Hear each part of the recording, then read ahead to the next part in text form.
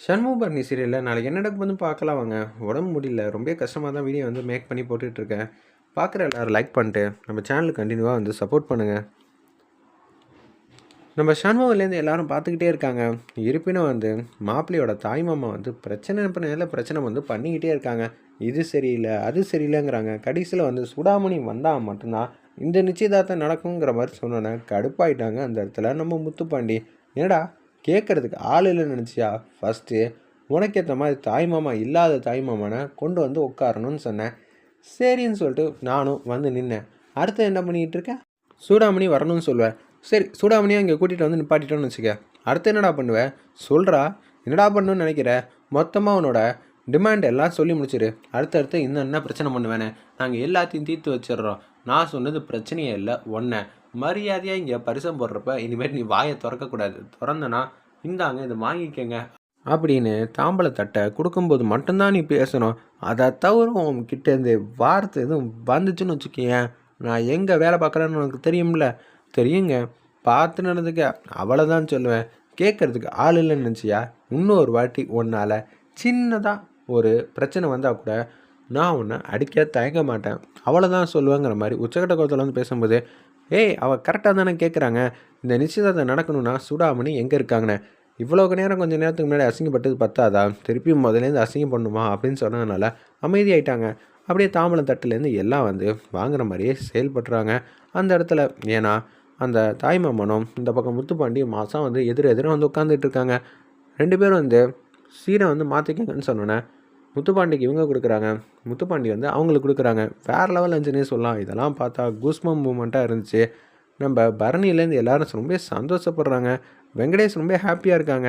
பார்த்தியா, முத்துப்பாண்டி நம்ம கல்யாணம் நடக்கணும்னு சொல்லிட்டு மல்லு கட்டிகிட்டு இருக்காப்புல. இதெல்லாம் கனவுல கூட எதிர்பார்க்கல. என் அண்ணன் டோட்டலாக வந்து திருந்திட்டான் போல இருக்குது. எப்படி ஏற்றுக்கிறியா இல்லையா அவனை? அவன் மச்சானா? சரி சரி, ஓவராக தான் பண்ணாத சரியா? ஏற்றுக்கிறப்ப நான் கண்டிப்பாக ஏற்றுப்பேங்கிற மாதிரி தான் அந்த இடத்துல பரணிக்கிட்ட வந்து பேசுகிறாங்க சண்முகம். அல்டிமேட்டாக இருந்துச்சுன்னே சொல்லலாம். ஐயா, நீங்கள் ஒரு பிரச்சனை பண்ணுறீங்க, அந்த பிரச்சனை தீர்த்து வைக்கிறதுக்கு அவங்க எதுவும் யோசிச்சாங்கனாலும் பரவாயில்ல. நம்ம சைடு இருக்கிற ஆள் இனிமேட்டு அவர் நம்ம சைடு இல்லையோ, அதனால தான் நம்ம தோற்று போயிட்டோமோ அப்படின்னு சொல்லி யோசிச்சுட்டு இருக்காங்க. சனி நான் வந்து திங்க் பண்ணுற மாதிரி காட்டுறாங்க. ஒரு பக்கம் என்னையா நீங்கள் சூடாமணியை கூட்டிகிட்டு வருவீங்கன்னு பார்த்தா என் மனைவியை வந்து கூட்டிகிட்டு வரீங்க. வீட்டுக்கு போனதுக்கப்புறம் நான் வந்து அடி மேல் அடி வந்து வாங்கணும், அதுவும் உங்களுக்காக. என்னையா நீங்கள் கொஞ்சமாவது கவனமாக இருக்க வேணாமா? டேய், நான் கவனமாக தான்டா இருந்தேன். நான் போடுற திட்டம்லாம் தவிடுபடி ஆக்கிடுறாங்க நம்ம சண்முகம். எப்படி நான் வந்து சுடாமணி இங்கே தான் இருக்கா அப்படின்னு சொல்லி யோசிச்சுட்ருக்கிறப்ப இங்கே வந்து வேற ஒருத்தவங்க வராங்களா, என்ன அசிங்கப்படுத்துகிறாங்களா? இந்த சவுந்தர பாண்டிக்கிட்டே வந்து சண்முகம் விளையாட்டை காட்டினால, இப்போ நான் வந்து அவங்ககிட்ட விளையாட்டை வந்து காட்ட போகிறேன் அப்படின்னு சொல்லும்போது, அப்பா வந்து தோற்று போயிட்டார். இனிமேட்டு அப்பாவால் என்ன பண்ண முடியும்? ஒன்றும் பண்ண முடியாது. நம்ம ஜெயிச்சிட்டோம்ல, இன்னும் முடியலை. நிச்சயம் சவுந்தர பாண்டி அடுத்தடுத்து ஏதாவது திட்டம் போட்டுக்கிட்டே இருப்பாப்புல. அவர் அதுக்காக தானே இந்த மண்டபத்துக்கே வந்திருக்காப்புல. நிச்சயம் அடுத்த திட்டம் போகிறதுக்குள்ளே நம்ம ஏதாவது பண்ணி ஆஃப் பண்ணி ஆகணும். நான் முத்துப்பாண்டி வச்சு பேச வைக்கிறேன் அப்படின்னு சொல்லி பாக்கியம் வந்து முத்துப்பாண்டிக்கிட்ட பேசுகிறாங்க. அம்மா, உனக்காக நான் வருவேன், ஆனால் அப்பா இப்படி தான் நடந்துக்கணும்னு சொன்னால் எப்படிம்மா இதுக்கெல்லாம் வாய்ப்பு இருக்குன்னு நினைக்கிறியா அப்படின்னு சொல்லி கேட்டோன்னே, என்னடா என் பையனா நீ பேசுகிறா?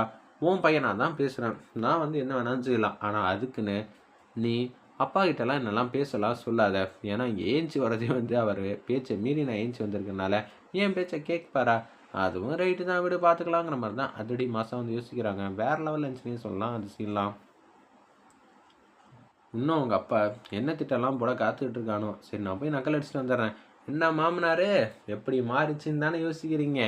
நீங்கள் ஆல்ரெடி வந்து சூடாமணி இருக்காங்கங்கிற விஷயந்தான் எனக்கு தான் தெரிஞ்சிச்சு பார்த்துட்டீங்கன்னு. அப்படி இருக்கிற சுச்சுவேஷனில் நான் முக்காடை மட்டும் போட்டுட்டு அவங்கள இங்கே இருக்க வச்சேன்னா இங்கே மாட்டி விடுவீங்க. அது மட்டும் இல்லாமல் நீங்கள் என்னென்னலாம் உங்கள் வாயிலேருந்து வரும்னு எனக்கு என்ன தெரியாதுன்னு நினச்சிங்களா மாமனாரே? என்ன மாமனாரே எப்படி பண்ணுறீங்கன்னு அந்த இடத்துல வந்து அசிங்கப்படுத்துகிற மாதிரி பேசுகிறாங்க. அட்டகாசமாக இருந்துச்சுன்னே சொல்லலாம் அந்த சீன்லாம். ஏய், காற்று எப்போதும் ஒரு பக்கமே அடிக்காது சரியா? இந்த பக்கமும் அடிக்கும்.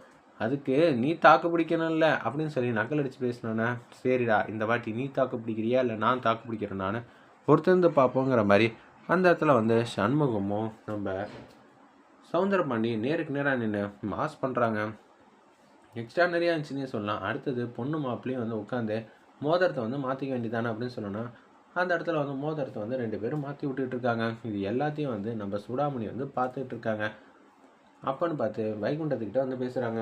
மாமா, நான் சொல்கிறேன் தப்பாக நினச்சிக்காதீங்க. சூடாமணி இங்கே இருந்த வரைக்கும் போதும். இனிமேல் இங்கே இருந்தால் பெரிய பிரச்சனையாயிடும் அப்படின்னு சொல்லும்போது, சரிம்மா நான் ஏதாவது சொல்லி சமாளிக்க பார்க்குறேன் அப்படின்னு சொல்லும்போது, அதெல்லாம் இல்லை, நான் சொன்னதான் செய்யணும்னு சூடாமணிக்கிட்ட தயங்கி சொல்லலான் இருக்காங்க. ஏதோ ஒரு பிரச்சனை வந்து அவங்க பண்ணுறதுக்குள்ளே நம்ம பண்ணி வச்சதாக தான் இருக்கணுங்கிற மாதிரி தான் கேவலமாக யோசிக்கிறாங்க. அந்த இடத்துல நம்ம சவுந்தரபாண்டியனும் சனியனும். வெயிட் பண்ணி பார்ப்போம்.